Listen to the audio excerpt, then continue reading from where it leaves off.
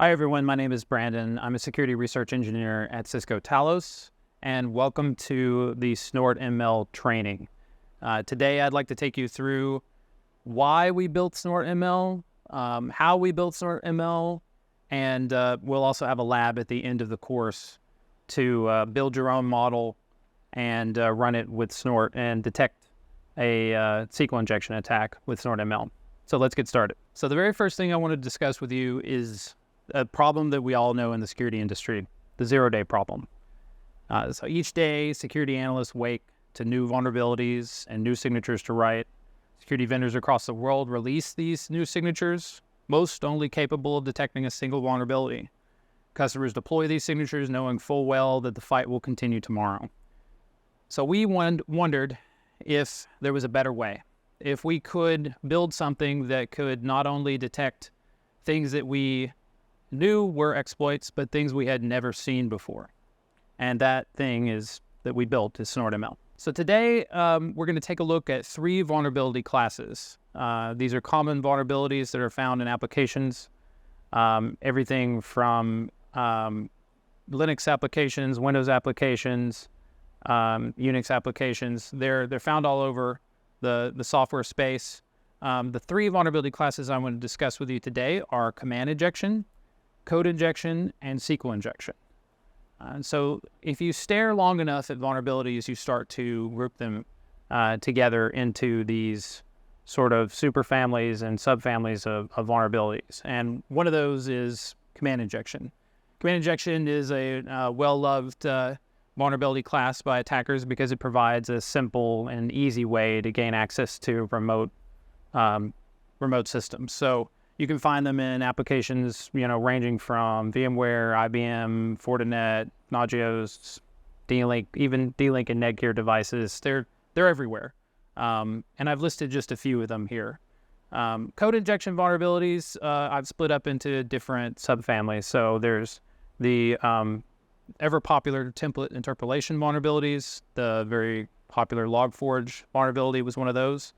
There's some inside of VMware applications, the Apache Struts vulnerabilities. Those are what we call expression language evaluation vulnerabilities. And then finally, the object deserialization vulnerabilities. Those are found in applications like Java applications or .NET applications that insecurely deserialize objects. And then finally, SQL injection, which we will deal with later in the class in a lab where we build a model that detects SQL injection. So these can be in MySQL, MariaDB, Postgres, Oracle, and you can find them everywhere. Any application that uses SQL to process database queries. So the very first vulnerability that I want to take a look at today is command injection. So this one is the very first one in the list that we looked at in the classes. So here's a simple command injection for a D-Link router, I believe. And you can see inside of the JSON parameter system time zone, a SQL injection, or I'm sorry, a command injection for a subshell. So very simple, just some shell meta characters placed inside of a value or parameter or a key, and that allows the attacker to gain control of the remote application. So here is the ever-loved Log4j attack. You can see that the JNDI call out here in the template, and attackers would just spam this in all sorts of fields in HTTP. Here it's spammed in the user agent. Another code injection example, here's a Apache Struts expression language evaluation exploit. And then finally, a SQL injection attack against a sonic wall. So these are common vulnerability classes that we are looking to target with machine learning. So the very first thing we have to ask is, how would we even approach building a model that would detect these kinds of payloads?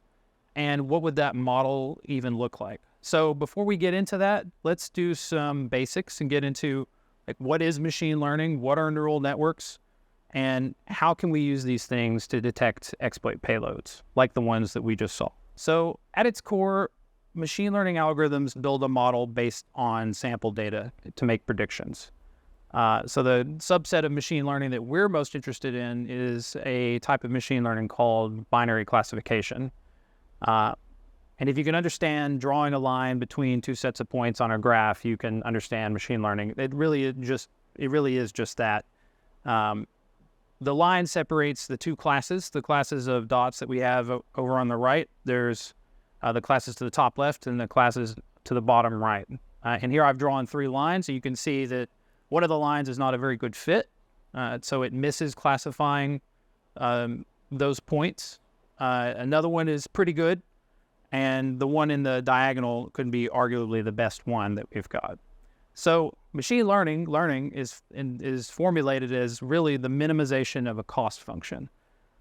So when you build a machine learning model, in order to train it, you have to calculate its cost or its deviation from the desired result, and then minimize that cost over time. So as we train it, and as you'll see in our lab, we'll run through iterations of that training, minimizing that cost until the machine learning model fits the data really well.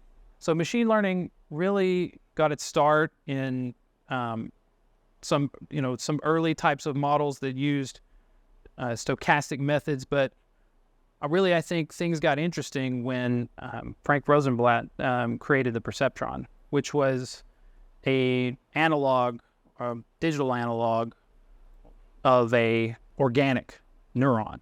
So he really simplified things down to what we like to think of as like the singular unit of a neural network, the single neuron, the perceptron.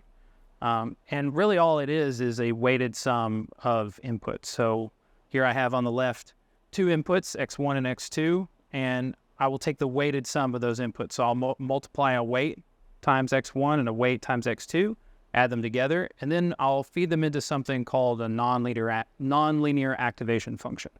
So this provides a capability for the neuron to activate given a certain set of inputs.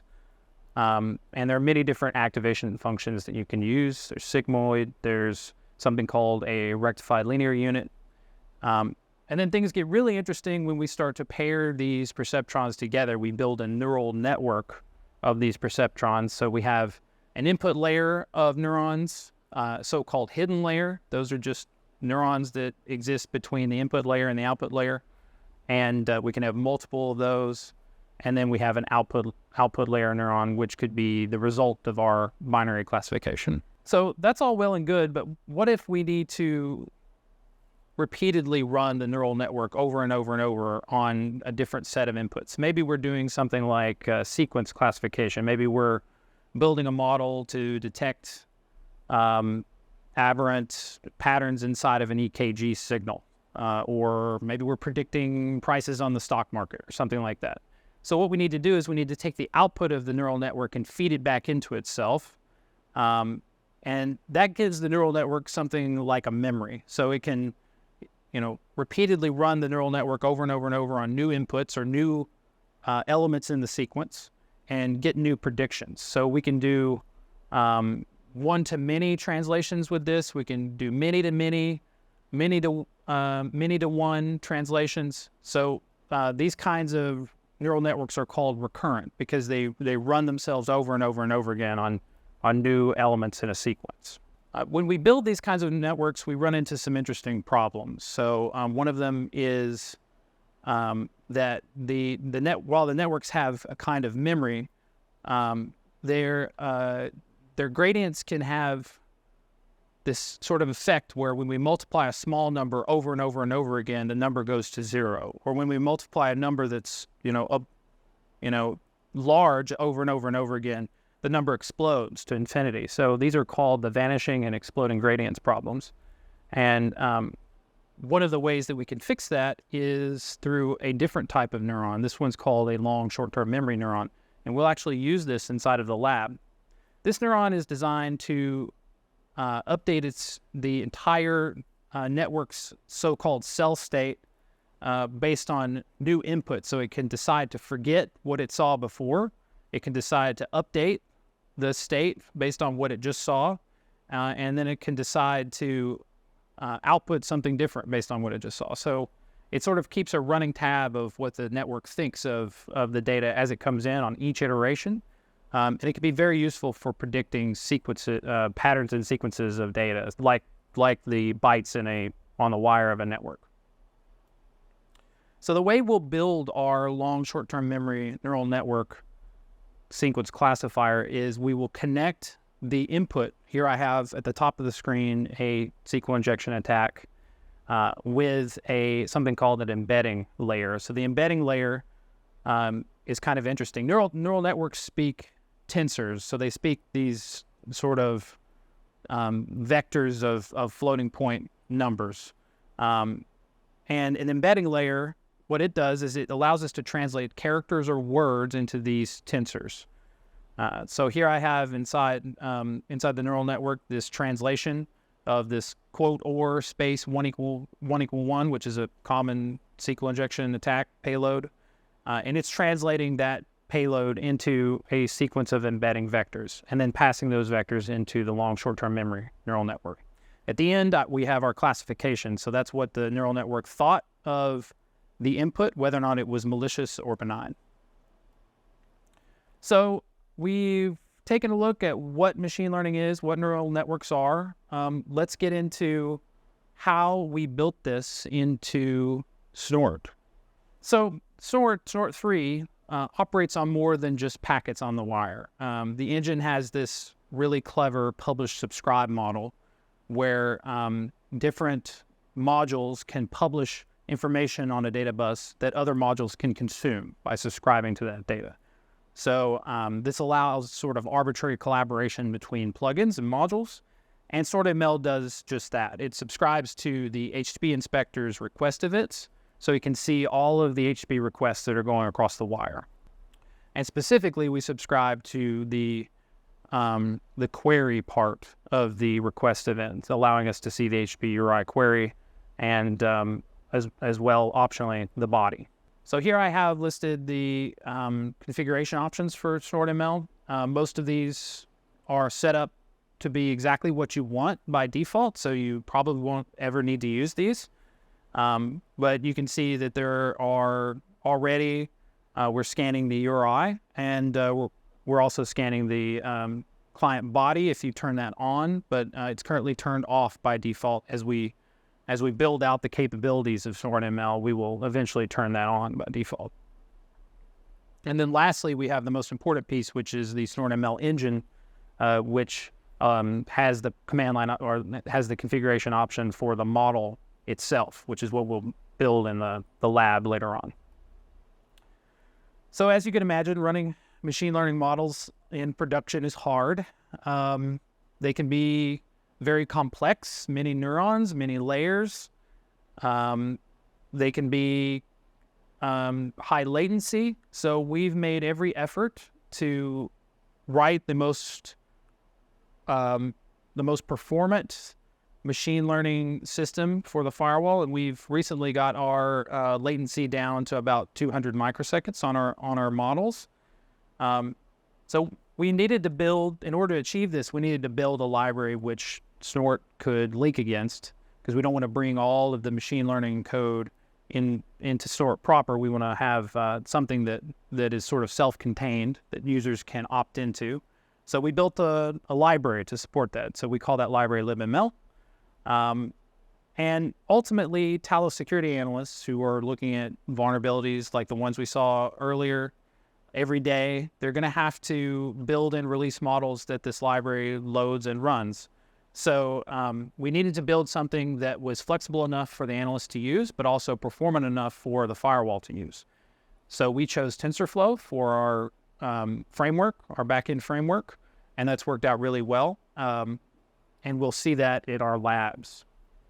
So running a binary classifier with libml is really, really easy. Once you've built your model, you can simply call build from file, and it builds the model. And then running the model, the neural network, also very easy. You just pass a string to it. and you can get results. The results are output in a floating point number. The floating point number corresponds to the probability that the model believes that the input was an exploit. So now I'd like to move on to our model development lab, and we have built a container so that you can follow along.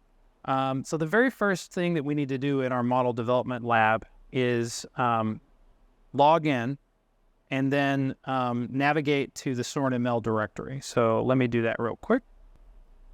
So here I have a terminal, and I'm just going to log into the container. So here I'm inside the container. If you've followed along with our previous Snort 3 videos, this is pretty much the exact same container, except I've added LibML and I've added our model training script that we are building today. So let's go into examples, SnortML, and then finally lab 1. So you'll find here a PCAP of a SQL injection attack. So I can just list that real quick.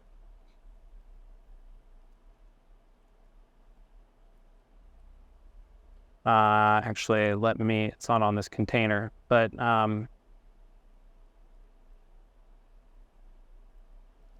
actually, let me open up the train.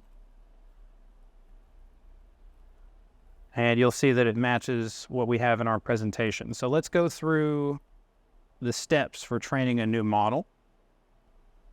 The very first thing that we need to do when we're training a new model is we need to collect and label our data. So at the top, I have 2 samples. A real production model would use far more, millions of samples. So, but we just have 2, and that's fine for learning how this functions. But definitely don't use a model that's built from 2 samples in production. This is simply an exercise to show you how it works. So at the top, I have there's really just 2 keys to the data. There's the actual query string, and then whether or not it was an attack. So I've marked whether it's an attack. If it's not an attack, I've marked it as 0, and if it's an attack, I've marked it as 1. So the very first thing we need to do is define how much data SnortML is going to process. I've selected a kilobyte of data, and then I have a simple function to decode the query string. The next thing I'm going to do is I'm going to process the data. So I need to decode those query strings, and then I need to build sequences that the neural network can see. So that's what this code does here. And then it also marks whether or not the sequence was an attack or not. The next thing I want to do is I want to actually build the layers of our neural network. So we have 4 layers here. There's the input layer, like we saw in the slides before. And then we have an embedding layer just below it. So the embedding layer can take any byte, so that's why it's set to a vocab size of 256. And then it outputs a 32-element vector that the long short-term memory neural network can process. And then finally, the last layer is a dense layer where we combine all of the connections from the long short-term memory neural network into one, and then we take that activation as the result or the probability that the input was malicious. And then below, we compile the model. We're going to use the Atom optimizer. It's a really good neural network optimizer. And then list the layers of the neural network. And then now, for the fun part, we're actually going to train it. So we call model fit, and we pass our input and our input classifications in X and Y, and we train. So you can see on the left, we have 100 epochs of training, and you can see that the accuracy went up to 100%, and the loss dropped to about 0.02. That's a good sign that we've trained the neural network. And you can see a graph on the right where the accuracy rose to 1 and the loss dropped. And then the last thing we want to do is we want to actually save the model. And this is so we can import it in Snort. So let's do that. Let's go to the terminal and do that. So first thing I want to do is I want to run this train script. But in order to do that, I need to grab TensorFlow. So let's do that real quick. All right, so you can see that I'm now inside of the virtual environment.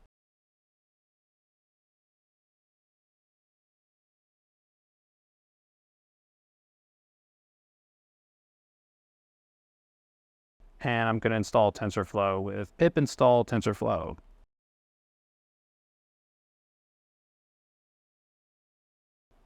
So while that downloads, let's take a look at what we should hopefully see. So once we've built the model and we've trained it, we'll load it into Snort. So we'll use the SnortML engine HPParam model and set that to our model name.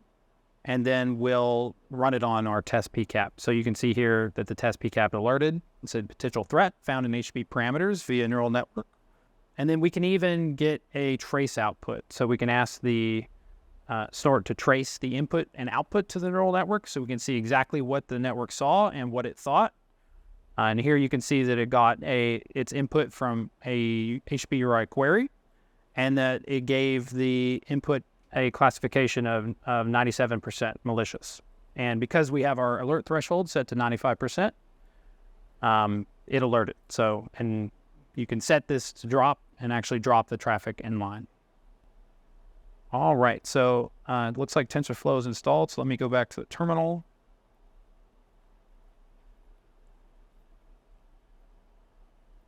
So now what we should be able to do is run the training. So you can see the layers of the neural network up top. And you can see the neural network being trained over and over and over again on our inputs.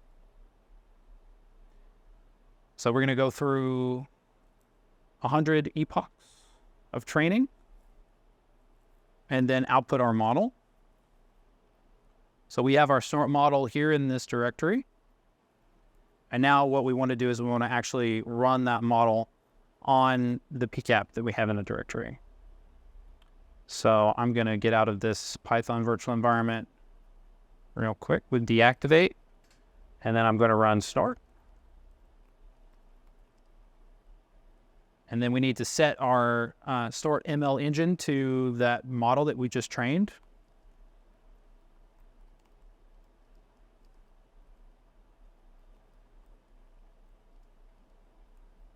Which is called snort.model.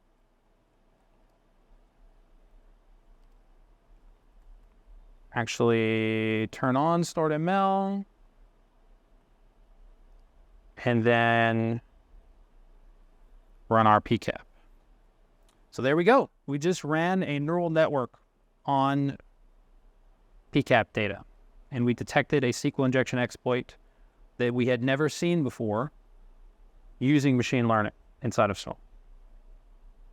Pretty cool stuff.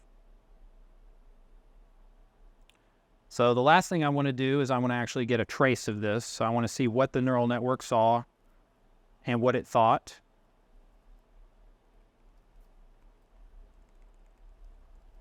So for that, I'm going to use the trace module.